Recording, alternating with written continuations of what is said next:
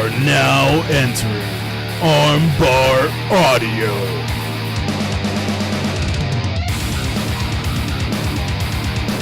Hello, and welcome to another installment of Armbar Audio. This is episode 9, and today we're talking all things all in. Next to me is my trusted companion, John Kearns. What's going on, folks? and today our, I wouldn't say special guest anymore, I would say he's an honorary Armbar Audio member, the Nerdy Mark. Sid, what's going on? What is up, guys? I feel so special now that I'm an honorary member of Armbar Audio. This is good stuff. It's always fun being with you guys, so I am excited to dive in about all things all in. Yes, and so, just so everyone knows, we are all a bunch of wrestling nerds, and we text each other through a chat room all week. And Sid said that he wanted to call this episode The Vent. Sid, tell us why you wanted this episode to be called The Vent.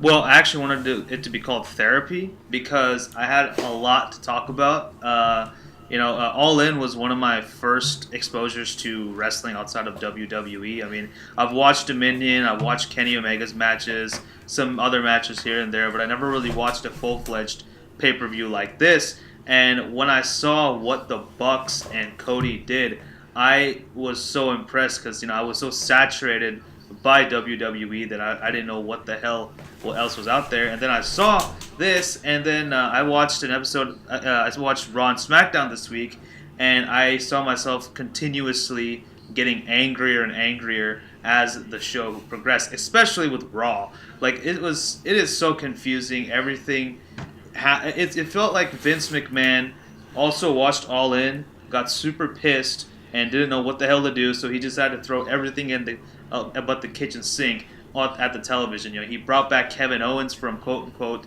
quitting. He brought back the Bellas for some reason, and it just didn't make sense. Like the last hour of Raw, the last segment was like Braun Strowman and Finn Balor. They had a match. Braun won. The Shield came back. And then all the heels, including the Revival, who, by the way, got screwed out of their title shot by Drew McIntyre, Dolph Ziggler, and Kevin Owens, who's been getting killed by Braun Strowman, they go out and help Braun Strowman. How does that make any sense to me? Like, I could not believe... Not only that, Sid, but how does it make sense when they were building up Braun Strowman, he took out the Shield? Exactly. So are we just supposed to forget that? Now, see, I read about what happened, and it does sound like a clusterfuck of just Vince not knowing how to respond to the wrestling community after the weekend in Chicago. I'm telling you, I tried to watch SmackDown, and I got through the first match and all the Daniel Bryan, Miz, Andrade stuff, and then I fell asleep. And then I tried to watch NXT, couldn't do it. Tried to watch the first episode of Mae Young Classic, which ended with Miko Satomura wrestling, and I couldn't do it because I am still riding this high of All In, and I'm so happy with what happened this past weekend.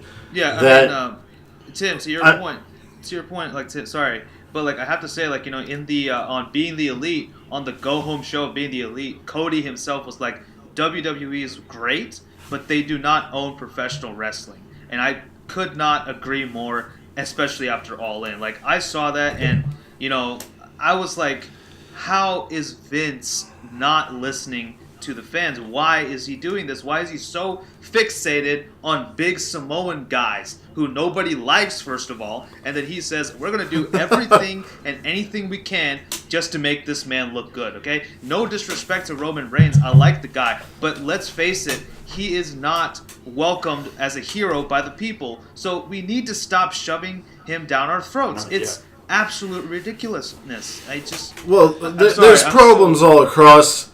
That's the biggest problem. Along with that, And not to mention the NXT call-ups being completely buried at the hands of Vince McMahon. Like, why are they even getting called up? Just let them stay on NXT. Like, yeah, and you know what? Every time I listen to fucking Sam Roberts talk, he goes, "There's always two exceptions: Samoa Joe and AJ Styles." Well, guess what? AJ Styles didn't go through the NXT system. Yeah, exactly. So he's not a fucking exception. Samoa Joe did, and he looks at the business as a business, and he keeps his career in his own hands. There's a lot of shit that goes on in WWE. You know, you hear these old timers on their podcasts like JR and Jericho to say you gotta take the ball and run with it and push the envelope. Yeah. But WWE does not have is so micromanaged to the point where, and corporate, that they can't, wrestlers and performers can't do that anymore. Well, so that these old timers can talk about, they can talk about it as much as they want and how guys should do that, but you can't. Obviously, I mean, you see, the people chose Braun Strowman and Becky Lynch. And finally, they're kind of making Becky Lynch in the Charlotte story. Yeah, you can side with whoever, but like, it's all bullshit. And here's another thing. Okay, I want to go over the numbers of All In, just so you Hold on. We can get to that in a minute. I haven't gotten to talk yet. Oh yeah, sorry. Sorry. Here's the thing. I agree with you on some points and disagree with you on others. Raw is a fucking mess, and has been for months.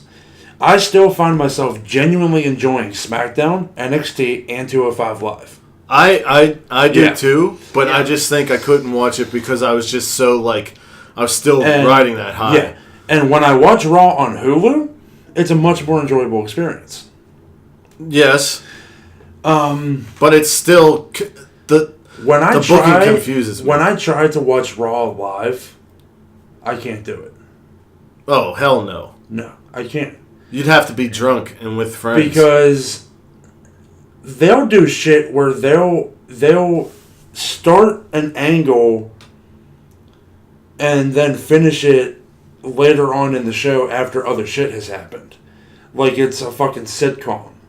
Yeah, well, back in the day, and in the Attitude Era, Stone Cold would say something, show up, take something, go out, and it would be a running. But nowadays, it seems like they want their shows to be very segment-based and very scheduled. Right. Because they know... They go back and forth on that. They know at the top of the second hour is when they're getting the most views. And you know what's the sad So part? the main event of Raw is actually 10 o'clock and not 11. If you're starting to get your peak numbers during the second hour, cut the fucking first hour. Or cut the third. Put Raw back to a 2-hour goddamn show. But they can't because they have investors and all that other bullshit, and they have to have the ads. The ads, I learned in journalism. Because there's not enough people watching fucking Burn Notice! I learned in a journalism class, okay? That show. I'm sorry. All TV is an ad. Yeah, I know. And all the programs pay to be on TV to fill in ad gaps. And I'll tell you what, man, I honestly believe this. NXT and 205 Live are shows on the WWE Network. If Raw and SmackDown were on the network and not on TV, they would be better.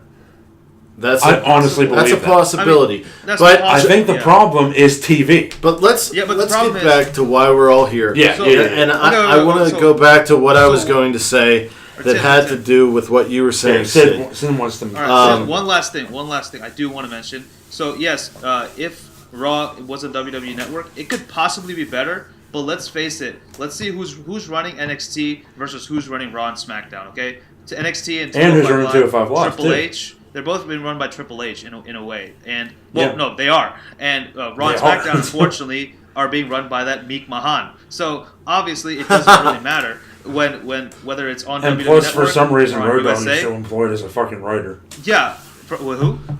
For some reason, Road Dogg is still employed as a writer for Road SmackDown. Dogg can go on a road and do something with the dog. Anyway, but yeah. Big dog. Stuff like that, and then even All right. sadder. What's the up, best Tim? part about Raw was the Shawn Michaels Undertaker segment, and that itself is for a match that's basically a glorified house show. So that's the The worst. Shawn Michaels Undertaker segment wasn't But that here's the bad. thing, Sid. You just said the best part about Raw was two pretty much one retired wrestler and one pretty much retired wrestler. And they were advertising And they're something holding a on to month these away. names instead of throwing Drew McIntyre up and it there. sounded Throwing like Braun two- Strowman. And the thing is, the Why? segment was good. Why? But up. Look, the segment was good. Okay, I won't lie. The promo was good, but it just felt like two grizzled veterans just arguing with each other. And I'm just like, this. The not thing what I'm is, used to. people are still excited, and myself included, are excited for this Triple H Undertaker match.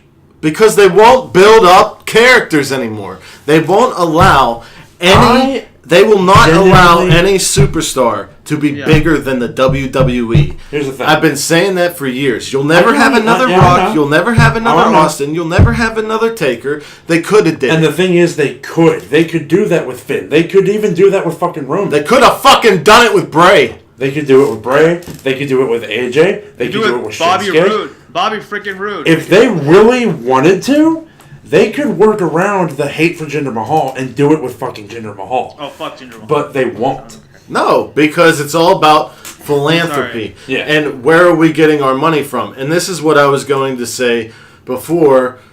That being said, Let's- I love Cornish Short. Let's think about this. That being Okay. said. Okay, go ahead. WWE is making big money deals with Fox and with USA and Saudi Arabia and this place and that place. But All In was all the wrestling community. Right. Here, let's talk numbers here. The All In gate drew 458,000. Fight TV pulled in over Fight TV one. alone. That's not factoring in Honor Club signups and regular pay-per-view buys. Or New Japan. Or New Japan World. Although it was on New Japan World later. Right. This is just Fight TV. They pulled in over 1 million in streaming sales for StarCast fucking and dollars. for StarCast and All In. Then you also have Pro Wrestling Tees that did the signing with CM Punk. It's in Chicago. I mean, if you're a wrestling fan, you know what Pro Wrestling Tees are. They made $500,000. And if you're going to Chicago, you're expecting to see Punk and you're expecting to see Colt. Yeah. Yeah. They pulled in $500,000, and all of this money, and all of this viewing, and all of this is coming from the wrestling community itself. It's not coming in from outside investors, outside. I mean, there were sponsors, but I mean, like, there wasn't a big. We got to do this because Fox paid us. We got to do this because this paid us. This is the wrestling community, and it felt like it. The wrestling community taking back what's theirs and saying there is an alternative to this. It doesn't matter if it's 11,000 people. Pro wrestling. People are still like I already seen people on the internet said, "Oh, so what? They sold out 11,000. Tell me when it's 22,000. Tell me when it's Dude. WWE numbers." They can't put 20,000 people in an arena that holds 10,000 people. But here's the thing: how do you get? They can't get those big arenas because WWE has contracts. So where do you go? I'm honest. I'm surprised that they didn't start with like a 5,000 seat place. They went right for 10,000. And they fucking did it. I would expect to see sell out of 5,000, sell out of 15, sell out of 20, have it grow naturally. But they didn't fucking have to. Right. They They sold out that arena with no fucking card announced. That's unheard of. Right. If that And is not all a people are doing on Twitter is shitting on the show. If that's not a testament, though, to what the wrestling community wants and their voice being heard, I don't know what is. Fuck yes, dude. I read in Off the top of my head, the official number Anyway, in the arena was 11,623, right? Kenny Omega said that what WWE can offer in flash, we offer in substance. and it's the truth. Amen. And they're Amen. even doing the comedy better. I mean, look at Yeah, Joey the Ryan, Being the dude. Elite show draws in all this stuff, and we got to see they draw in like 15,000 viewers a week, and we got to see storylines payoffs from a fucking YouTube show. We got to see payoffs. It was Being the Elite, the movie. That's what it felt like to me. Yeah, most of it. And that's what I wanted it to be. It was just fuck WWE. They I'm so glad Cody Rhodes. Has the spirit of his father. And I'm not going to say fuck WWE either. Yeah. Because there's talent there that I love. Right. Yeah. Okay. Not fuck WWE, but Vince Fuck McMahon. Vince. fuck Vince, and Vince. it's awesome that Cody has the spirit of his father in him to where he is taking gorilla position, telling people what's going on, booking, all this stuff. You know, he doesn't have to be Kenny Omega getting 7 match stars. Maybe that's not his role. Not just his role. Fucking thing. Well, yeah, but I mean, there's still good matches. I mean, they're good matches, but Cody doesn't have to be the best bout machine. Cody already went to the Wizard of Oz and saw how the Wizard makes it happen. Yeah. He already had a father. Stop being on it. He already had a father who did that as well, and he is privy to all of his father's notes. And his brother Goldust too. One of the first things I noticed when the show started, you remember, John, I was like, wow, look at this set. Look at the camera angles. Look at, And we were excited by the set because we didn't have to look at pictures of it for 4 months. Yeah. Right.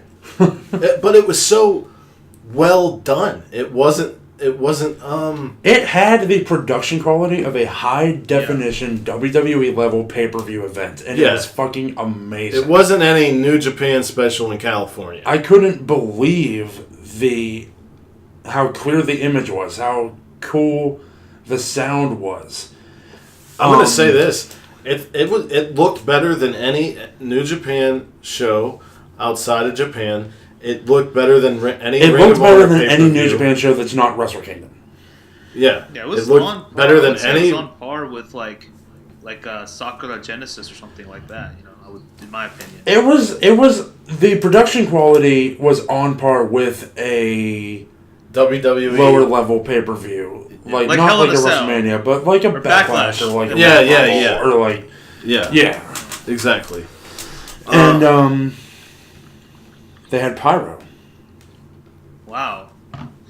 Pyro makes shows cool. Yeah. That's such an ingrained thing into the wrestling fan's psyche that when a big name walks onto that stage, you're expecting sparks or CO2 cannons. I mean, think about HBK. HBK had probably my favorite Pyro of all time, aside from Batista. I was going to say, the machine think guns. of Batista. Think about Rey Mysterio, who was on this show. Think about AJ Styles when he first showed up. Hell, even Brock Lesnar. I'm going to say it. Even Brock Lesnar, the fucking corner Pyro. The first time that ever happened, when he jumped on the ring and the post exploded, I was like, whoa! Yeah. Exactly. That was awesome! Kane. Hey, WWE has to scale back, right? That was awesome. Oh, Kane's Fire. Kane's Pyro was like... Kane's Pyro was like part of his character. Yeah, but they took it out. But now they took it out. So that's kind of stupid. Like, why... And I don't even know why they did it when they did it. Was it just budget cuts? Yeah. Because Pyro is expensive. I'm not going to try to blow smoke up your ass and say that Pyro's cheap. But, right. Still, come on. You didn't want to blow smoke up my ass about Pyro? Yeah. That's funny. That's a common phrase. But, yeah, so what do you guys want to get into? You want to talk about the card? Do you want to... I mean, Sid, you said you had a lot to say. Man, you know, this is open forum here. What do you guys want to get into? Honestly, we talked about the numbers. Yeah. We talked about... Do you want to just, like, review the show now? Yeah, let's do that. I mean, I feel a little bit better now. Now that I've been able to vent with you guys. So, you know, I appreciate it. I think we all needed it after reading on Twitter for a whole week. Well, by the way, my my Raw and SmackDown review is up as we speak, is up now. And I did do I got a little bit pissed Oh, off. you on can that bet too. your sweet diddly that'll be in the description of the video. Yeah, I got pissed off on there. I had Nicolas Cage return, all kinds of cool stuff. Nice. And yeah, and by the way, Nerdy Mark has officially hit 50 subscribers, so I'm excited about that. Woo! Thank you. That's Sid awesome, the Nerdy dude. Mark, 50 subs. We're sitting at 10, but you know. Hey y'all, you know what? Y'all get. We're y'all sitting make- at 10, but they're loyal. Yeah. They're ride or dies. So you want let's to talk run down about- the card for us, Yeah, let's- John, and we'll let's do that. we'll talk about it. Yeah. Well, it started off with the 0 hour on the pre-show, which unfortunately in our live reaction stream we could not find a way to watch, but we have since seen it. Best battle royal in years. The battle royal was really good, and I just like battle royals. I am known to dislike them. Yeah, I love battle royals. The battle royal, you saw Bully Ray in there. You had Billy Gunn and his son. Which is awesome. You had Jordan Grace, a female competitor, and they didn't make a big deal out of it. You had Yeah, they treated Tommy her like Dreamer. an actual professional wrestler. right. Yeah, Tommy Instead Dreamer. of saying, "Oh my God, there's a woman in the ring with men! Oh, the big dog!" I am pulling up the It's the cards big for dog! as we speak. Roman Reigns. Anyway. But while John's looking at this stuff, I got you. I also wanted to say that, speaking of Big Dog, Kenny Omega, I didn't watch the entire weigh-in and press conference, but I saw Kenny did. Omega's part, and he said that there's a new Big Dog in town, and we're the alternative. And he was taking questions from the fans, and the last question he got was from a little kid, and the little kid said, "How does it feel to know that you're the best wrestler in the world?" And when I heard that coming out of a child's mouth, I was just like, that is incredible. Because everybody always says, well, all you neckbeards who sit in your mom's basement, you gotta understand that WWE is catering to a younger audience and this and that. Guess what? In Chicago, there were children that were wearing Young Bucks shirts and Kenny Omega shirts. Shit, across the street from me, he's probably 13 or 12. I saw him in his Young Bucks shirt. I was going to work. I stopped and I said, "That's awesome," because it's not just. I'll tell you what, too. At the All-In event, I don't think I spotted one WWE shirt. Right. Yeah. But Maybe when you watch there was WWE shows, there was maybe an a Braun OGBC Strowman shirt, shirt. maybe a Braun Strowman shirt. There was a Braun But Strowman. it's all people that the hardcore wrestling fans, not just WWE fans, agree are awesome people. yeah, Like you but see the AJ Styles, when you and go you see to the Finn Balor. when you watch a Raw, a SmackDown, an NXT, It's a sea of Bullet Club shirts. Yeah. C. Except Bullet this Club. week. You Except see this Bullet week. Club, Young Bucks, Villain I'm pretty Club. sure. You even see fucking Vigilante Club. And can pretty we sure talk about how Daniel fucking Bryan- natural Stephen Amell looked in the ring with Christopher Daniels? Yeah, and that He fucking was bump he awesome. took was awesome. I honestly believe that Stephen Amell could be a full-time wrestler if he wanted to. Yeah, He could. but I remember Daniel Bryan saying that one of the executives of I forget what distributor, and they were saying, "Why aren't you guys selling these Bullet Club shirts?" And Daniel Bryan started laughing, and he was like, Because "Oh, they're not WWE shirts. What the fuck is wrong with you? And they're like, "Oh, well," and they got all confused.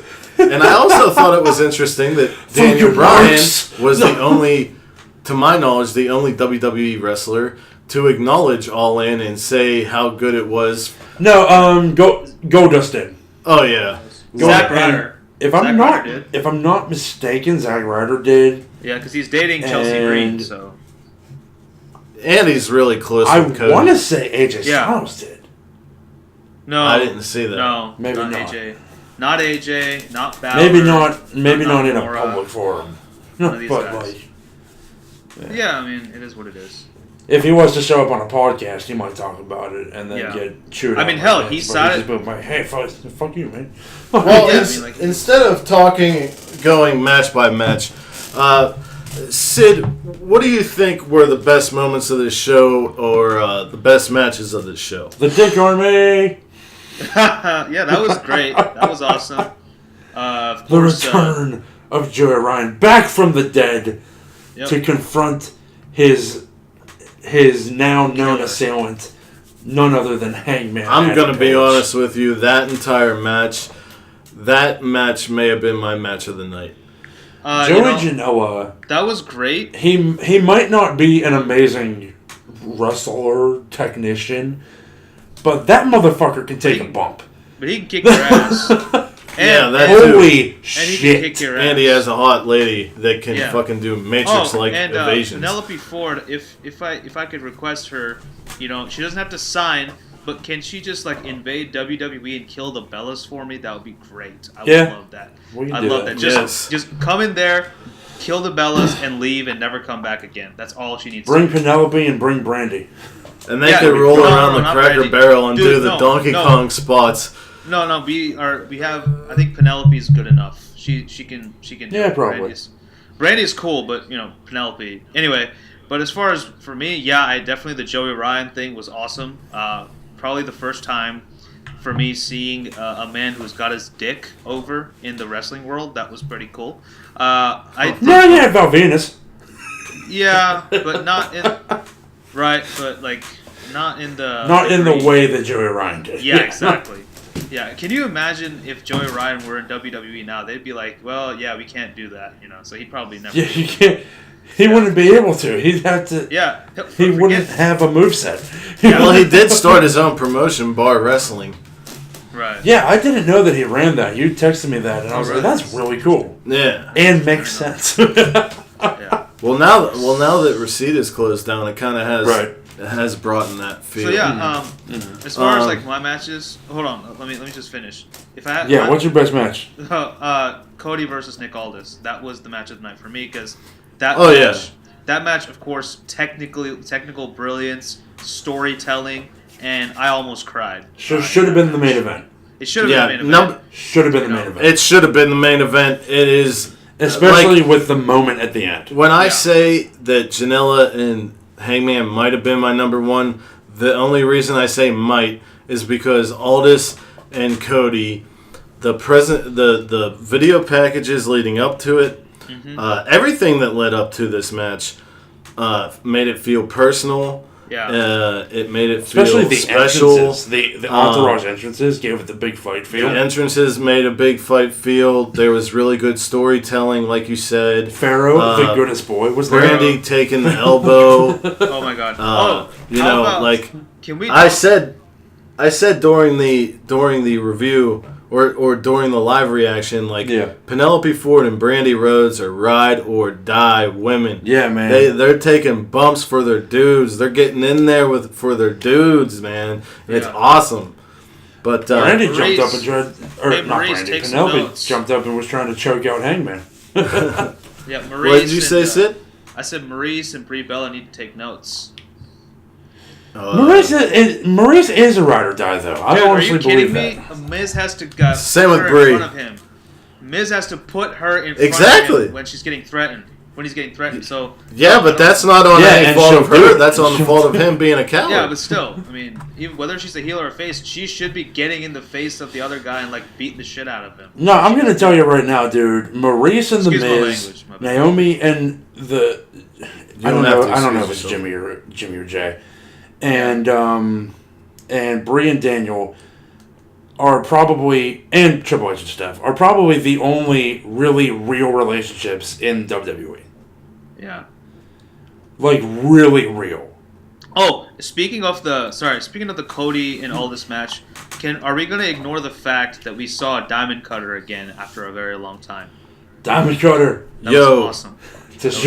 Not only did he do the Diamond Cutter, but he rolled out from the first rope like it was nothing. He didn't go underneath. He hit the bottom rope and rolled out like he used to. Mm-hmm. And Damn. John marked out for that, and I said, that's because he does yoga and eats healthy. DDPY. Yeah. I mean, Don't call it yoga anymore.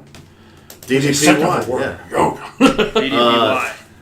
I tried to do DDP and did Vince. I'm sorry. But yeah, It's Cody a kind of winning, similar voice. Cody winning the title makes sense because it puts more eyes on the NWA product as they keep this revitalization. I just saw on the Fight app sometime in October there's the NWA 70th anniversary show pay-per-view. Oh, cool. So I'm pretty interested in that. And why am I interested in that? Because Cody won the title. Because this big match feel was on. I probably still All would In. have watched it even if Cody hadn't won. But would you have if the match didn't take place at All In? Would I have seen that advertised and go, oh, I have to watch that? Probably not. Exactly. Yeah. Here's why we saw the Diamond Cutter again. Because you don't just fucking shove Earl Hebner, especially in front of Diamond Dallas Page. Exactly. Unless you're Bret Hart. No. Unless you're Bret Hart. My match of the night is quite possibly the one that is receiving the most controversy. Marty Scurll and Kazuchika Okada. Fantastic match.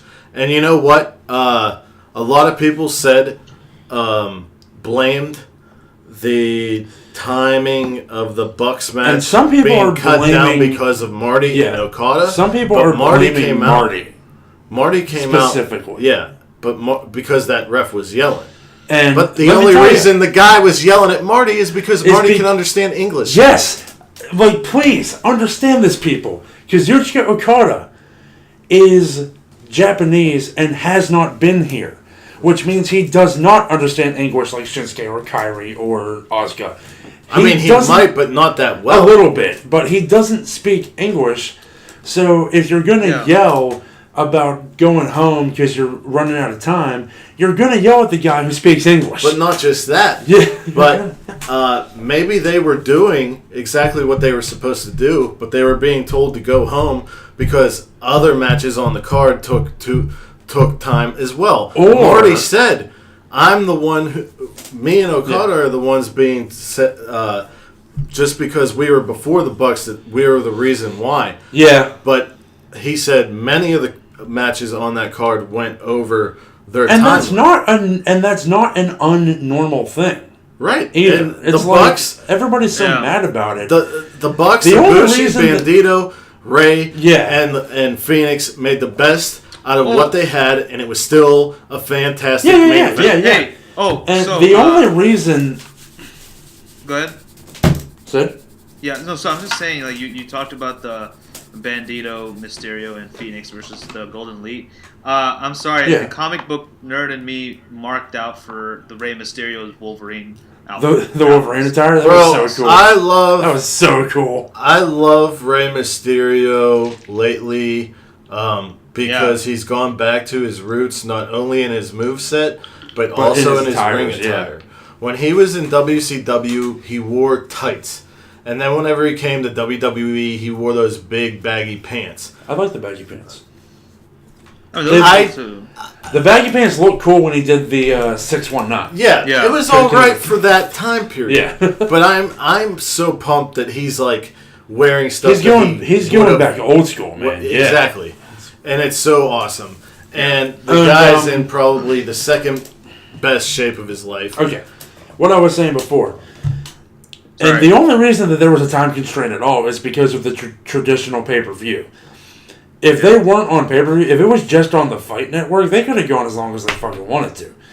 And it wouldn't have been a problem. But we don't know for sure. That ref running down there and yelling, Marty, go home, Marty, Marty, Marty, could have been part of the script. It could have been choreographed into the match to make it seem more urgent. They could play off of it on being the Elite. Yeah. Because of how they treat Marty anyway. Yeah. Like, you have to watch Flip Gordon. Why are you in Chris Jericho's closet? I absolutely love the kayfabe hatred from Cody Rhodes and Flip Gordon. Yeah. I love it so much. And I called it, man. I knew Flip was going to win and be in that match. And that match was so awesome because of how well Jay Lethal could go in and out of the Macho Man character. And also, Lanny fucking Koffa was there. How cool was that? and he held up Brandy Rhodes like it was like Liz. Oh, that was amazing. Great. I loved it, yeah. The Black Machismo's back. So cool. It was awesome. And what was I going to say? Everything about this show was just like... It was Cody and the Young Bucks showing the world that wrestling is allowed to be fun. Yeah. It's allowed to be fun. It's allowed to be technical. It's allowed to be high-flying. It's allowed to be everything. And it's allowed to be stupid.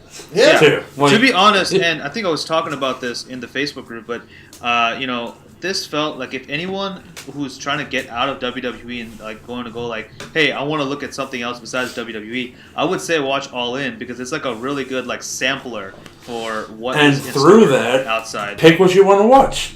Yeah, it's a gateway. Pick Ring of Honor. Pick yeah. New Japan or like Japan, and Impact, the Ring great of thing Honor, Lucha Underground. Take your pick. Yeah, pick Lucha Underground. Yeah, you had guys from Lucha Underground, guys from Impact. You had guys, and you had straight up indie guys too. Indie like guys MJF and who Joey show up on Janela. MLW and Bar Wrestling and PCW Ultra and Beyond Matt Wrestling. Cross, even though Matt Cross is son of having a Lucha Underground. You have, I mean, everything that isn't WWE was pretty much represented here in some form or fashion. Even Impact. Of so course, cool. Callis and Attell and Cage and Tessa, Phoenix, and Pentagon. Even though they were repping AAA. Yeah. But, Oh, speaking of Pentagon, what about we got the Pentagon Chris and Jericho Omega. reveal, Yes. Attacking Kenny Omega, and it was great. Even before that, Pentagon and Omega was a damn good match. Yeah. Oh yeah, really good. Pentagon has this ability with his charisma to. He's so different, but he integrates well into anything. And he stands out at the same time. Yeah. And you have arguably the hottest indie wrestler against the best wrestler in the world, who is possibly also the hottest wrestler. So it's Best just like, machine. what did you expect? I loved it. I loved that they hit the ground running. It was like a PWG match where it was just like spot after spot after spot. It wasn't just like, you had your storytelling with Cody and Nick. Now you're gonna get the barn burner. You're gonna, you know what I mean? Yeah. And so Jericho comes out and is revealed much like the Undertaker revealed himself to CM Punk when CM Punk beat Jeff Hardy. Oh yeah, at SummerSlam. I remember that. When the lights went out, that's cool. Jeff Hardy's body was removed, and it was The Undertaker. But instead, the lights went out, and Pentagon was there, but it wasn't actually Pentagon, it was Jericho. And here's the thing, and Jericho says... Anybody who's ever seen Chris Jericho knew instantly that it was Chris Jericho. Yeah, that was John so was saying funny. It's his tattoos, but I could tell by his jawline. Yeah, I was like, it's like anybody who's ever seen. I mean, Chris he hit the Jericho code breaker for goodness sake. I mean, how much more? And when he hit that code breaker and that arena erupted, such a cool moment. Yeah, and everyone started chanting. Everyone started chanting Y2J. They thought it was, and that looks like his tattoo. Then he hit the code breaker, and they're like, "Oh shit, it is." Oh, shit. The thing is about it, though, he was hyping up the cruise, and we're not going to be able to watch the cruise. And you said hopefully that they tape it and release it in the future. Yeah, DVDs. I'm really hoping that. Or I'm hoping at least take some fucking pictures. Because I want to see Alpha Club versus Omega Club. Yeah. I want to see LAX versus Young Bucks. Yeah, I mean, I'm sure there'll be images. Yeah. Yeah. No, they need the or just do these matches again on another show sometime. Yeah, that's true. All in too. So anyway, we got any other thoughts about the All In show we want to get off? Yeah, I'm thinking like too many. It's a buzz. That's what it is. That's what it felt like. And I was talking to Mom the other day. We were watching it together. If I had attended that show live, I don't know that I would have slept that night. Yeah. I probably would Just have. with the buzz. Yeah. The feeling that you got. And we did get to see, because unfortunately, as soon as the Bucks and Lucha match ended, that was it. It had to go off the air. Yeah. But on a special being the Elite that was uploaded on Tuesday, we got to see the big send-off promo from the Elite guys. That was great. And the Luchas were still there. And Cody at one point, was it Cody? It might have been Kenny. It was either Cody or Kenny, but one of them. Kenny did the "If You Will." Yeah, Kenny did that. And Cody at one point took the microphone and said, "You know what I love? The show ended over 10 minutes ago, and everyone is still in this arena." I don't know. People would have had to tell me to leave. I love that. Yeah. Because you start seeing empty seats at a WWE pay-per-view like sometimes halfway through the show. Yeah. Yeah. So but I feel like it's not fair to keep comparing it to WWE. I really do. it's not. Like they said, it's the alternative. I know, but it's like at a certain point I start to feel bad, not for WWE itself, but for the talent that's there. Yeah. Right. Absolutely. Fucking I feel bad Agreed. comparing wrestlers to wrestlers when I should be comparing companies to companies. And the problem is, they're eating up all of this indie talent and female talent, And they're doing it's nothing just with them. And they're not using it the right way. Yeah, Sasha Banks is possibly, aside from Sarah Del Rey, the best female wrestler from the Western Hemisphere. Am I right? Or are we on the Eastern Hemisphere? I have no idea. Eastern? I'm okay. I don't know. She's good. Well, whatever. She's the best. But. No, she is. When she can If you show don't it, think she's the best, she then is. you weren't watching NXT. But the thing is, they don't know how to use her. And every time they get a Japanese female, she voices on Twitter that she wants to wrestle them. They never let her do what she wants. They never let her play to her strengths. And that's just one instance of one person. So, Now, imagine look world. at Asuka. Look at Asuka. She was so awesome even in NXT. She had that undefeated streak, and then they just fed her to Charlotte. I mean, which again, great match. I honestly really why don't would like you- undefeated streaks. I mean, yeah, okay, fine, but seriously, Because then as soon as it ends, it feels like, oh, well. yeah, okay, Right. I agree, but Yeah. the but fact you is have to that have somewhere to go with her it afterwards. needs to Yeah. end. But You it can't couldn't- just leave her in limbo. it needs to And end. don't I agree. make her fight But James listen. Ellsworth. Hold on. Let me finish. It needs to end. I agree. But the thing is, I feel that the right person did not end the streak. In my opinion, it should have been Ember Moon because their feud in NXT could have come full circle if that had happened. Instead, I they agree. just- But if you think about it, Asuka and Charlotte is the match that we never got to see on NXT. But here's So the it was thing cool we to see also it have there. to understand. I Yeah, agree, right. but Yeah.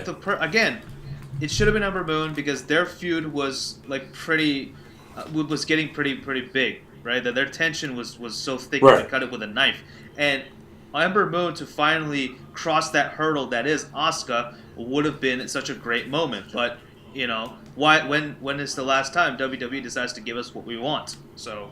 Or follow logic. Exactly. Here's the that's thing exactly that what you we have want. to We want remember, logic. Sid. We want logic. Here's the thing you have to remember. Right.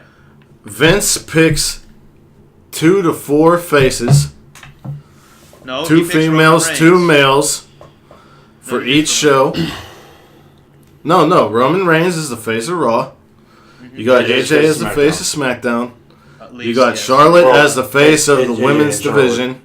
And they're building up Ronda Ronda, yeah. to be fed to Charlotte because Charlotte's going to win everything, and Charlotte is in 20 years when they talk And about the not that she doesn't really deserve it. women's revolution, her face will be on everything. There will be no 4 horsewomen from NXT. There will be nothing except Charlotte's face. And Yeah. it really sucks because even though Charlotte is an amazing wrestler and is so awesome, and people do love her, it leaves a sour taste in your mouth. And Even though she's amazing. And the It's other not thing I even wanted her to say, John, Yeah, it's not her fault at all. about talking about this stuff is, why do we get into WWE? Why is it always prevalent? Well, they're the number one thing, and everything's going to get compared to that. And also, when you are a podcaster or you're a YouTuber like Sid, people follow mainstream shit Yeah. over underground things. So if you want to get more views, if you want to get more likes, more subscribes, you have to talk about what the people want to see. So if we can talk about that stuff and bring in that alternative and blend them, we can open up the eyes and the ears of other people. I just have a thought. Yeah, go ahead. And that's what we should be doing, and that's what we are doing. Yeah. I just John, have go a ahead. thought. Imagine a world where Triple H says, "Fuck you, Vince," Ha! leaves, God. and joins Cody Rhodes to start a fucking promotion. That That would will love it. never happen. I know it'll never Never happen. He will probably he would wait so long for Vince to die, and Vince will never die, and he'll poison him. Yeah, because That's how it's gonna happen. Vince apparently Vince takes a bath in the Lazarus pit once a month. That's why he's not dying. The Lazarus pit. All right. Well, this week's big question also regards All In. Everyone's talking. The internet is buzzing about: is there going to be an All In 2? Where's it going to be? I'm sure it's some This point and that, there will blah, be. blah, blah. And I said to John, and I said to Sid, this is what I want. Book All In 2. Since All In 1 was a success, there was 10 matches in all, 8 on the main show and 2 on the pre-show. I said we're going to add 2 more matches. You have to use all of the Being Elite cast, which is Flip Gordon, Kenny Omega, the Jacksons, Hangman Adam Page, Marty. and Marty Scurll. Yeah. And Cody. that was the only parameters that I gave these guys. We are going to go from bottom to top in the order of Sid, John, and then myself of our All-In 2 fantasy cards. All right, Sid, your first pre-show match. Oh, jeez. All right. So, yeah, I had 12 matches. I have to tell you just real quick. I do like a third of my card is like filled has WWE guys in it, just because they do have potential if they were to go outside. But the 0 hour or the pre-show, like I said, the first match that I booked was Punishment Martinez versus Walter. I think that would be an interesting. Whoa! That's good. That is too good for the pre-show, but that's nice. That's how you get people to watch. Yeah, and then Holy shit. Walter. and then for the second match was Oh, no. What? Oh. Oh, are It's we going John's one? turn. Or we're going 1 for 1? Yes. Oh, okay, go ahead. All right. So, little preface. In Being the Elite, during the big promo at the end, Cody Rhodes said something where he said, "Sometimes when you take a bet, you go double or nothing." And immediately that sparked my mind and said, "Hey, that's the name for your next event, Mr. Rhodes." So my event is titled All In 2, Double or Nothing. Nice. Yeah. Nice. My first pre-show match is none other than Flip Gordon versus Neville. Interesting that I like the match. It's interesting that you put Neville on the pre-show, though. Well, see, I don't know. Oh, I thought you were going to talk about the name. I don't know if he would still use Neville or go back to being called Pac, but whatever name he chooses. The point of the pre-show is you want people to buy the pay-per-view. Right. Never. Okay. All right. I'm down with that. My first match on the pre-show is Evolve breakout star Darby Allin against possibly the biggest comeback in wrestling of this year, yeah. Pierre Carole, a.k.a. PCO. Darby Allin showcases PCO has not very human. good matches against very big guys. He plays the David versus Goliath really well. He's like a Daniel Bryan and a Rey Mysterio, except kind of like punk and gothy. So I don't really see that character in WWE, but on this stage, he would truly be appreciated for that. And PCO is not human. It's a phrase that people chant. It's what he's going by, this whole Frankenstein thing. But honestly, if you see one of his matches, you're in disbelief that a guy that big and at that age can do the things that he does. He has no right to do half of his moveset. Right. He looks like he's going to kill himself. This match would just set the tone for the rest of my evening. So, to the second pre-show match. Sid, what do you have for us? All right, second pre-show match I got here is another powerhouse versus powerhouse, and that match is Moose versus. Well, now they're chanting Deuce because he turned heel. I didn't know Well, that. Yeah. that's their problem. All right, so Moose I should versus. keep up to date on Impact. Okay, yeah, right. I have my thoughts about Impact. We'll talk later. But Moose versus Tomohiro Ishii. That's the matchup. Oh, That's nice. I think I like Moose will be leaving bloody. Yes, that's why. shit, can't even make it, dude. We'll see who has the hardest head, right? Sid? Tomohiro's so Exactly. cool. I really like him. He's underrated. He's one name that He's I another wanted on underrated my guy. show, but I just didn't have space. Yeah. So, John? my next pre-show? Well, you know me. You know I love a good hoss fight. Yes. My second pre-show, get people to watch the show, put something exciting on there. My second pre-show match also includes PCO, but against none other than the Machine, Brian Cage. Yes. You were very impressed when you saw them wrestle at American Raw. Right. And why not watch it again on a bigger stage? Yep. It was damn good, and they're both very good performers. My second match on the pre-show is instead of a battle royal, You I had a a huge big tag match going It's on a there. huge female tag match Yeah.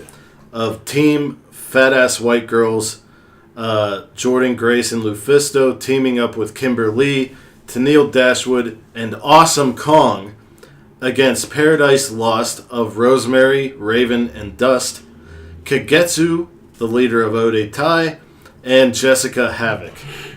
Wow. That Yeah. sounds creepy. Why? I haven't seen Jessica Havoc in a long time. Well, I mean that second Rosemary. team was based around like the theme of like Of Rosemary, creepy heelish women. Yeah, I mean, that's And I threw- I've seen What the team. what is Havoc up to nowadays? I haven't seen her in a long time. Who? Jessica Havoc. Oh, she wrestles on the indies. On the news. Yeah, she's losing weight. She's still with Sammy. No, she doesn't have to lose weight, but No, she I doesn't have loved to, her but on Impact. she wants to. She Yeah. wants to get back to what she was when she was in TNA. 'Cause Yeah. she gained, but you know, I didn't know don't that. give a shit. she's fun. But yeah, I put awesome. I was trying to think of what female could rival Jessica Havoc, Kong. and I Sure, thought definitely. having Awesome Kong there would be a big draw as well. You'd have to make sure that you schedule it when she's not filming Glow, but you know. Yeah, yeah. Shit, I just thought of something awesome, but if Awesome Kong couldn't make it because of Glow, Yeah. I'm putting in Jazzy Gabbert, Oh yeah, that's cool. who I like that. who got cleared Yeah, a while ago. that's awesome. AKA Alpha Female. But anyway, all right. So All In 2, we'll say double or nothing because it's awesome, John. Sid, what is your opener?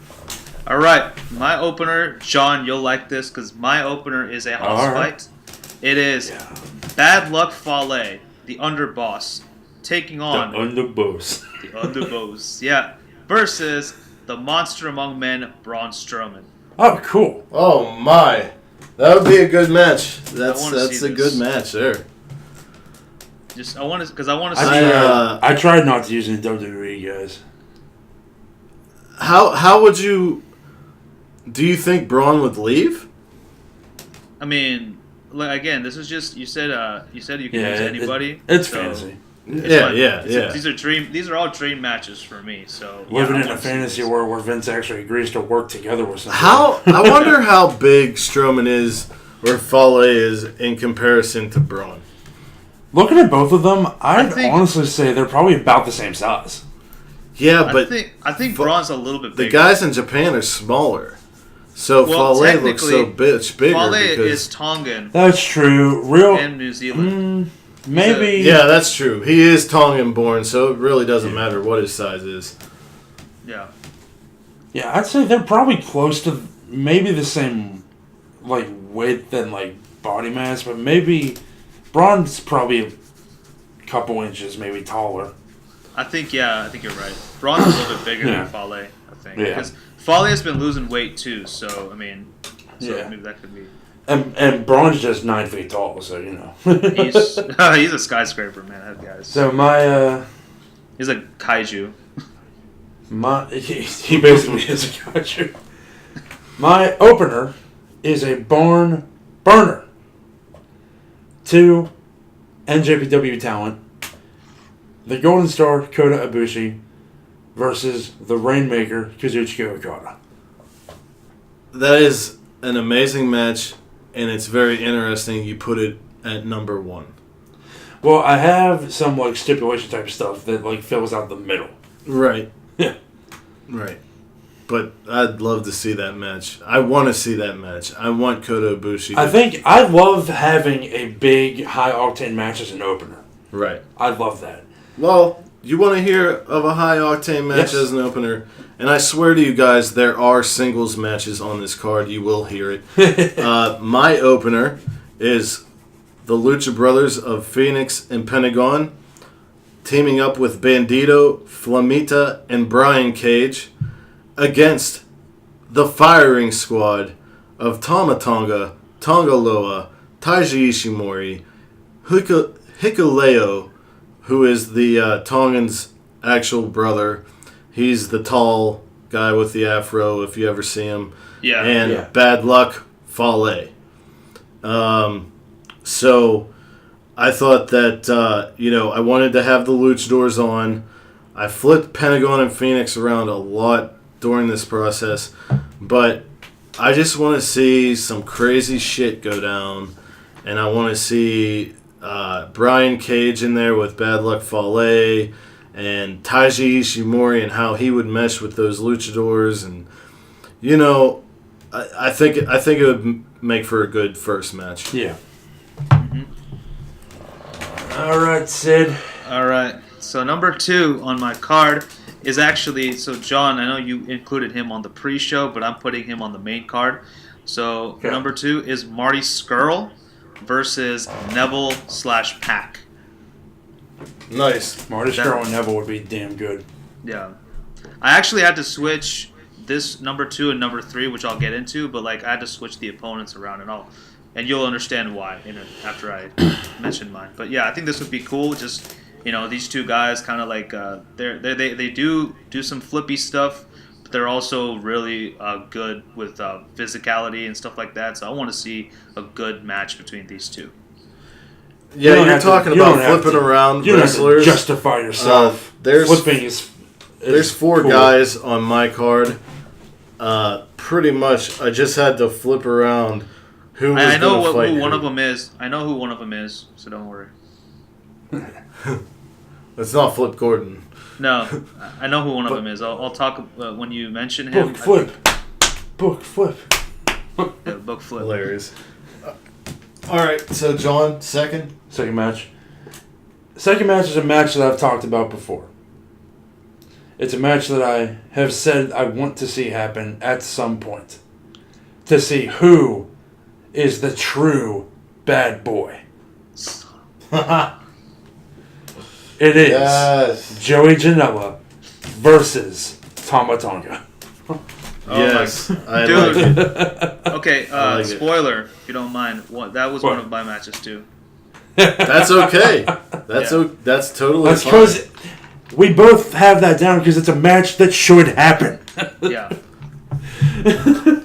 My second match relies upon a release or a leaving of WWE. Oh. It is the amazingly underutilized Chad Gable in his first non-WWE pro wrestling event against the aerial assassin William Ospreay. Yes. Y'all both know that I'm an Ospreay mark for life. But imagine the flips that Ospreay can do and the catches that Gable can do. Mm-hmm. Gable reminds me so much of Owen Hart. And Owen Hart was at one time I can see that. the IWGP Junior Heavyweight title holder. That's true. Oh, speaking of which, this is just really off topic, but I just realized Roderick Strong reminds me of Mr. Perfect for some reason. Just wanted to put that. Roger Strong? Yeah, Roderick Strong. For Not some reason. Curtis Axel? It's probably the way he, like, his render, his face. The way that he carries could himself, be too. Yeah, for sure. Yeah. Anyway, go ahead. Yeah. All right. On to the third match of the card. Sid? All right. So you'll understand what I meant by when I flipped this around. So the third match is Flip Gordon versus Will Ospreay. Like I said, I was originally going to do Marty Scurll versus Will Ospreay. Actually, no, I was going to do Neville versus Will Ospreay and then Flip Gordon versus Marty Scurll. But I said, you know what? Let me just switch it around because I think Flip Gordon and Will Ospreay they're just going to be a circus right there. I mean, Will Ospreay is the type of guy who will stunner you, tombstone you, all in the air, and then pin you and win the match before you hit the ground. So that's what I want to see. I want to see someone like Flip Gordon take him to his limit. Yeah. I'm down That's with awesome. that. I like that. On to me? Okay, my next match is a no disqualification match. A street fight. An Extreme Rules match, if you will. If you will. And it is a payoff match for something that has been going on Ring of Honor that we also got to see a little bit of during one of the matches at All In. So, there is a bully in Ring of Honor. Uh-oh. Whose name is Ray. Ray, yeah. Who needs to be taken care of. And the man that's going to take care of him is none other than Boom Boom Colt Cabana in a no DQ match. That'll You be think good. Colt could pull it out? I think Colt's the only one who's willing to try from everything that I've seen so If far. it's a no DQ match, I don't know. They might have to have have Cheeseburger run down there and Maybe. hit a Rana or something. Oh, Dude, by have the Flip way, run in, have Cheeseburger run in, all the people that Bully Ray shits on, just have him come and hold him, and Colt just beats him up that'd be with like a chair or something. well, in that That'd be case, fantastic. well, in that case, John, then yours would be like a lumberjack match, if you think about it. Yeah. That'd be rad. And With by two the way, lumberjacks. real quick, did you all notice that? I'm sorry, I'm interrupting so much, but I had a lot to You're say. fine. Did you all notice that there were no "We Want Tables" chants when Bully Ray was around? That's because they're not dumbass fans. Yeah. And even the We generic want tables! You don't have to chant "We want tables" when you know you're going to get tables. It's Bully Ray. He knows you want tables. Not even just Well, not he even knows you Bully want Ray. tables. Not even Bully Ray. Even in the Page versus Janela match, they pulled out tables. No one said. Dude, they better. That's because everyone was so goddamn captivated by the event and being there that they didn't have time to think of a dumbass chant. They were being a little reckless, I must say, if they had used all the tables, that we would have had a very pissed off Bully Ray. Yes. That is true. I mean, he's already pretty. Because he was looking for a while. It took him a minute to find one. My third match is a tornado tag intergender match, meaning that the males and the females can fight each other. We have Johnny All In, a.k.a. Johnny Mundo, Johnny Impact, John Morrison, John Hennigan, and his wife, Taya Valkyrie, against the bad boy, Joey Janela, and his love interest, Penelope Ford. God damn, dude. Even just seeing Johnny versus Joey would be damn good.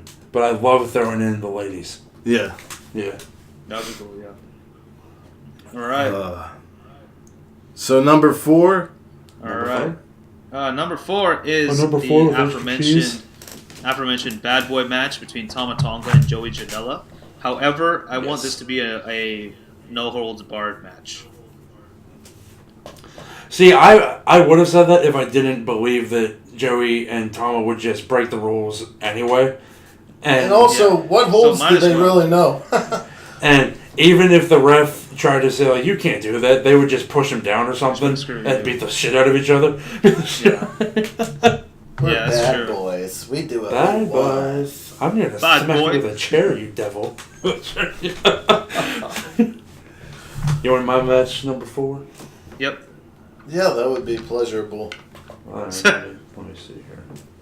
Okay, so I would feel bad if I didn't have a female match on this card because the women's wrestling that we got to see on All In was impeccable. It was. However, it was a 4-corner survival match, and I believe that 2 of those women really stood out in the match. So my female match, women's division match, whatever you want to call it, is the undeniable Tessa Blanchard against the hot mess Chelsea Green. Awesome. Oh, nice. Love it. My 4th match is also a female match. There will be a guest commentator for this match, and her name is Gail Kim. Nice. Nice. We have a recently leaving WWE superstar in Sasha Banks in her first non-WWE match against the undeniable Tessa Blanchard. There you go. Who's the best in the West? Huh? Who's the best in the West? We're going to find out That's good. when they wrestle. Cool. Nice. Very nice. All right. So, since we are on the topic of female matches, match number 5, the halfway point for All In, is a women's match for me, the only women's match on this card. Now, I was going to do another one, but then it would have gotten a little too WWE heavy. So, because my original thought was Nikki Cross versus Rosemary, which would have been a good match. Ooh, that'd be good. Yeah, but I ultimately decided to go with Thick Mama Pump Jordan Grace versus Awesome Kong, a.k.a. Karma. That'd be good. Yes. That'd be really cool. Both of those matches, please. Sorry? Not me. Okay. For all the things that I wanted to put on this show, I was going to message both of you. Just look up the times, cut them down. You can put how many matches you want. Yeah, just right. cut the match time down. I don't give a shit. But anyway. All right. My 5th match is a bit of a, we've got somebody needs to be brought to justice. My 5th match is Hangman Adam Page versus the recently risen from the dead, The famous dick wrestler, Joey Ryan. Nice. Yep. It's an actual match. If Joey Ryan wins, is he going to make Adam Page drink his piss again? Maybe. I don't know. Okay. Or he's going to dip his lollipop in his piss and make him eat it. It'll be a lollipop on a pole match. Yep. Bro, listen, bro. On this. Listen, bro. As an You gotta put it on a pole. If you don't put it on a pole, it's not gonna be good, bro. Buff Bagwell, Vince Russo as enforcer. Yeah.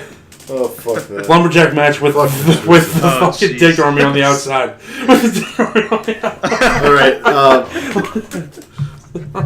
Oh my. My number 5 match is the best bout machine, Kenny Omega, Kenny. against Pac. Nice. Who Uh, is Neville who? for those who don't know? Neville. Okay. and the reason Kenny. this is match 5. The other participants in match 7, these 4 people were moved around a lot.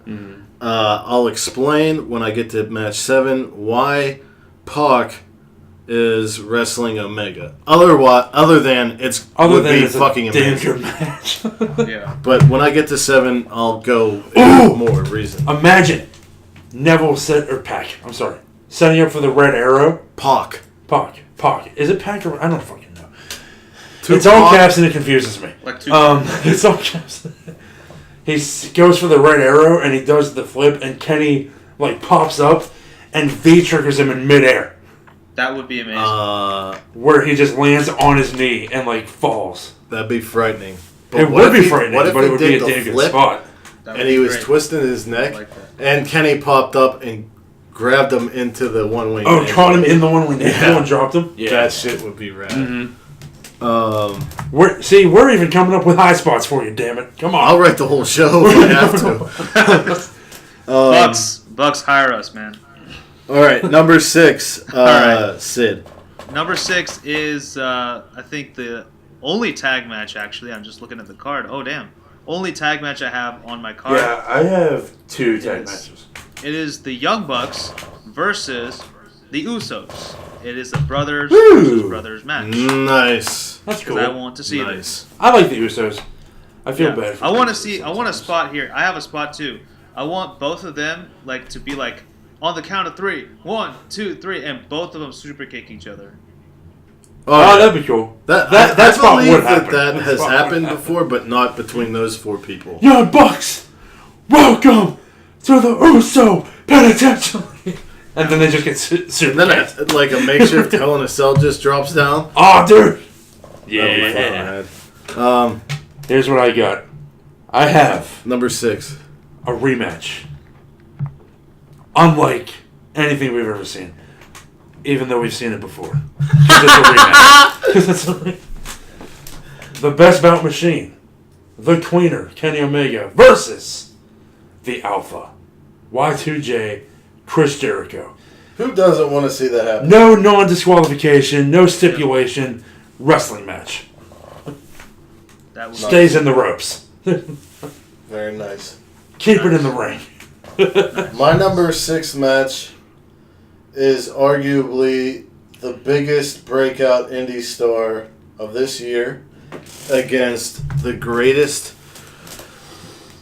New Japan IWGP champion of all time and probably had the biggest Alright, pop so it's Okada. of All In. The ring general, Walter, against Kazuchika I thought you were going to say Okada. Christopher Daniels. Because that's like the gear that he wears. I want to see Walter chop Okada, Walter and Okada, that'd be So super hard. cool, yeah. and I want to see Okada drop kick him. I mean, I just think, I was trying to come up with opponents for Walter, and of course Ishii, but we already got that. I'd with love to Rev put Pro. Walter on the card, but And- I came up with so much like Yeah, but like him versus Okada would just draw so much, and it would be something you couldn't expect. yeah. You know what I mean? Mm-hmm. You're right. Because Okada's not a hoss, but Okada's not the small guy either. Yeah. So, all right. Moving on to number 7. All right. So before I mention it, so we had a lot of talk about Walter. So if there are any good matches that you guys can recommend, if you can post it on our little chat, All of that'd them. be cool. Okay, John, you post your favorite. Walter's amazing. Right, John, you post your favorite match. Tim, you post your favorite match. I'll watch them both. But so my match that I wanted to pick for number 7. This is a match that I kind of want to see a little bit, just because I really started falling in love with this superstar. And I think he deserves to be an All In. And I think him and the alleged murderer of it's really Joey not Ryan would be good. So my match number 7 was Adam Page. Right. You know, I didn't say a legend. Yeah, but anyway. So my match is Adam nice. Page versus Hiroki Very Goto. nice choice. I think that'd be interesting. My match 7? Yep. John? Mm-hmm. Okay. So I have some triple threat Super Junior action going on here. Where I have the villain, Marty Scurll, Nice. versus the aerial assassin, Will Ospreay, Always classic. versus the living legend, Rey Mysterio. And this goes back to when we watched Dominion together Yeah, and how bad you because wanted Ospreay and all- Mysterio hasn't happened yet. Yeah. I mean, it's happened before, but it hasn't happened since. Okay. And the match we were supposed to get was Mysterio versus Scurll, right? Yeah, I think that happened at Summer Sizzler, though. Maybe. I'm not sure. But yeah, I want to see triple threat action going on. My match 7, as I said, along with my match 5, Nice. Pac and Kenny Omega, these two guys, I had to switch them around a bunch because I want all of them to wrestle each other at all time, the whole thing, but I didn't want to make a fatal 4-way. My match 7 is the Golden Star Kota Ibushi against the Impact World Heavyweight Champion Austin Aries. The reason I picked this and Kenny Omega versus Pac is because we got to see Neville against Austin Aries. We got to see Neville against Ibushi back in the day in New Japan. We got to see Omega versus Ibushi. So I figured I'll separate them this way. And I think Austin Aries would play very good psychological games with the strike force of Kota Ibushi, who hits the ground running whenever he wrestles. Mm-hmm. He would have a lot of issues with an Austin Aries, and I think it would make for a great match. Oh yeah, I love that. We're down to Nice. the last 3 Like matches. I'm loving it. All right. So my match. All right. So number 8 for me is a champion versus champion match, winner take all. Now these two are gonna go at it in the Jericho Cruise, but it's gonna be in a tag team position. But I want to see these two in singles action.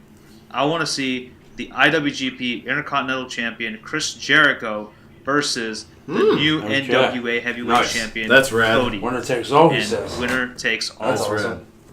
I also have a winner takes all match, but it's My winner takes all match is the main event. mine is too. Mm-hmm. I think. Yes. Yep. It is. And it's probably Nice. one of the same people. And Cien. I don't know. But I'm down for that match. Nice. Wait, did you two see your? Did you two see I your cards showed Tim mine. Before doing this? He sent me his, but I didn't look at the whole thing. Yeah, I think my messages confuse John most of the time. Oh, okay. No, you're fine. All right. But anyway, John, number 8. What? Numero ocho. So, I'd like to say that I have a triple main event happening here. Because I do. The third to last match is a 6-man tag team contest.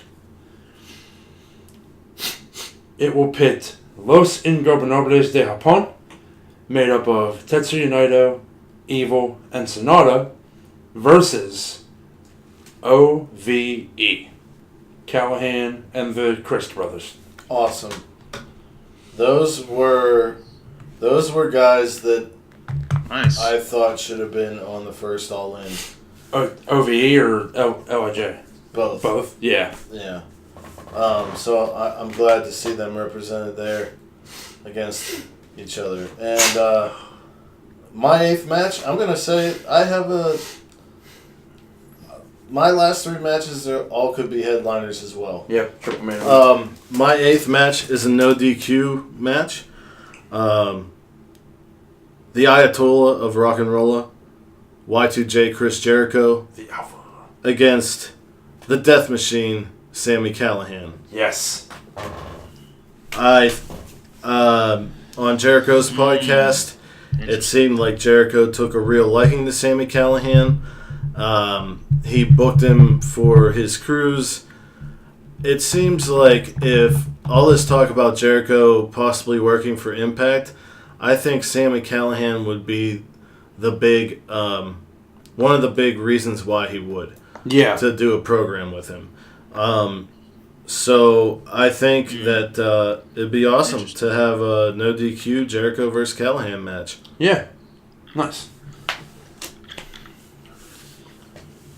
That'd be pretty cool. Sid, I'd like to your see that. penultimate It's kind of contest, please. psychotic now. So. All right. So my last 2 matches both do involve WWE guys. So I'm just letting you know. But number 9 is an Icon versus Icon match. This is in a way truly New Japan versus WWE, because before there was Kenny Omega. Hold on. Before there was Kenny Omega, before Kazuchika Okada, there was Hiroshi Tanahashi, and before Roman Reigns or anybody, there was That's cool. John I like Cena. that. Hell Hiroshi yeah. Tanahashi That needs to versus happen. John Cena. Ace versus Ace. I would like to see that. Ace versus Ace. Jonathan? Bunch of ace holes, if you ask me.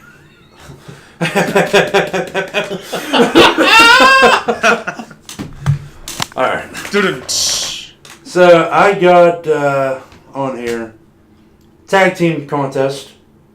You got the Jacksons, the Young Bucks, versus.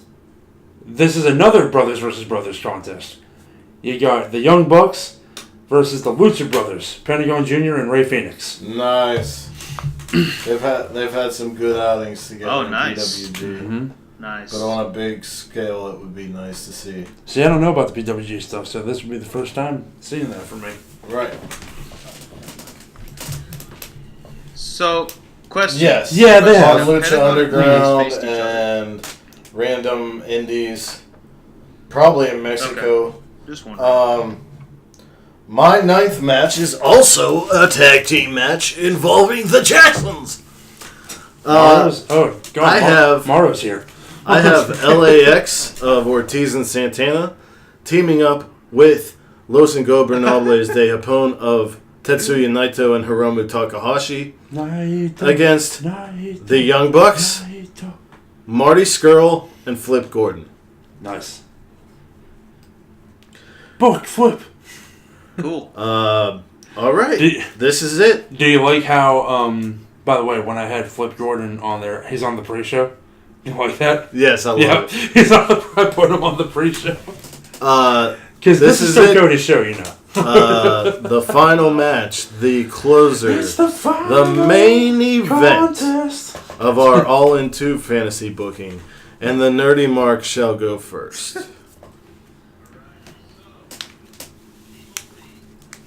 All right. So, the only member of the Elite on my card that has yet to have a match is Kenny Omega. So, naturally, he will be closing out the show.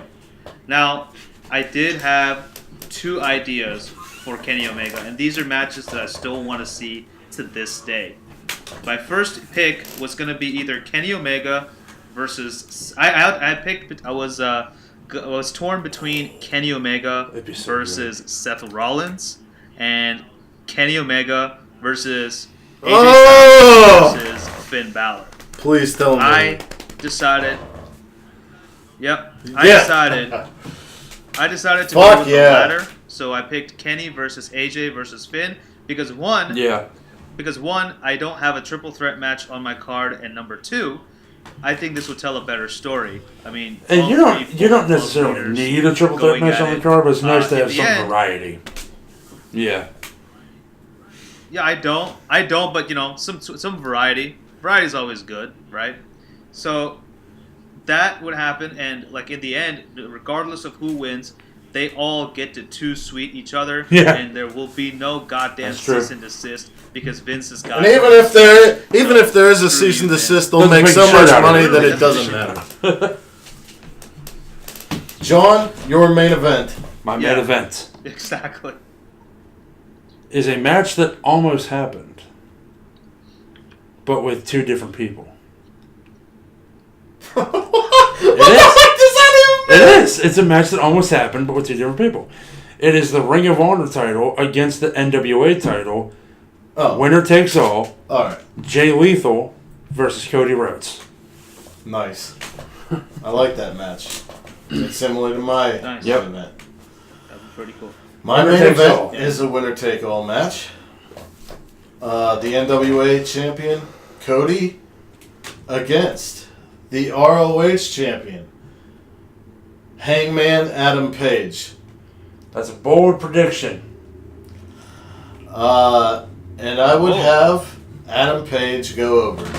When would you have Adam Page take the Ring of Honor title?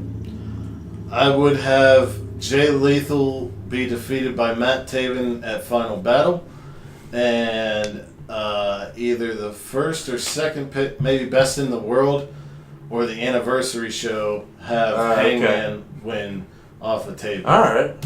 I mean, if we're Yeah, talking all that that's happening next year. See, that's where I was going. I was wondering how you were getting to Adam Page being Ring of Honor champion. Yeah.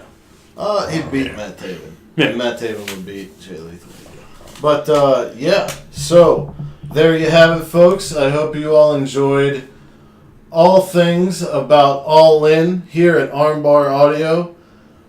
Sid, anything you'd like to say before we head out here? Any plugs or? Oh, he already plugged his shit early on in. Yeah. Oh yeah, no, I plugged my stuff. Yeah, Nerdy Mark, YouTube, check it out. I talk about wrestling and comic books and video games because I don't know. I have nothing else to do. But but you know, again, it's always a pleasure to hang out with you guys. It's every time that I can get a chance to hang out with my good buddies Tim and John is always good. By the way, I want to say that as I said, I hit 50 subscribers on YouTube, but I want to thank you guys because you guys were supporting me from day one, and I don't think I would be here without y'all's support and y'all's friendship and y'all's brotherhood. So, I want to thank you guys so much for that. So, F that Meek Mahan because he needs to retire and Triple H needs to take over. And I don't think anything should. Oh yeah, I did want to mention. I don't know if we wanted to talk about it, but we were gonna do something else right before for this episode. But then we saw All In and got discouraged, didn't we? It's a funny story. We were gonna do Bullet Club invading WWE, and then we all watched All In and decided that they don't deserve it. Exactly. That's pretty much what happened. Yeah. No. Because Bullet Club don't need WWE. It's probably in a way it's kind of vice versa. So yeah. I just think that Cody's even said that he doesn't want to take direction, and Omega seems on every shirt that Omega has it says "Change the World." Yeah. It is super about making this wrestling alternative a major reality. Yeah. And pushing it all the way to its limit. Recently, Dave Meltzer said that WWE is still on the table for being the elite guys. But I think Meltzer's just stirring the pot. I really Well, don't. honestly, I think WWE is always going to be on the table. You know what? I mean, obviously they want. Here's the thing. I think everything's on the table. Sting held out Obviously too. for so long and then finally came to WWE. I'm not saying I'm not That could saying it's a happen good with or bad Omega. thing. I'm just saying I just don't think right now is the time. and I feel like But you want Omega. Yeah, but I at the same time I don't want to see if Kenny Omega is going to go to WWE. I don't want to see him do that. But if he's old enough to be your old enough to be my grandfather, he's probably in better shape than you right now. yeah. It doesn't matter. I don't want to see him. Right. I don't want to see him get hurt. Right. Because you saw what happened. That happens to 20-year-olds too, dude. And if he has one more match, it almost happened to Will Ospreay. It just happened to Hiromu Takahashi. It almost happened to Finn Balor. Yeah. Well, he's 30. That's what I'm saying. Yeah, You're but saying, look, like, he's oh, much always younger. gonna get hurt. He's much younger, and he is right.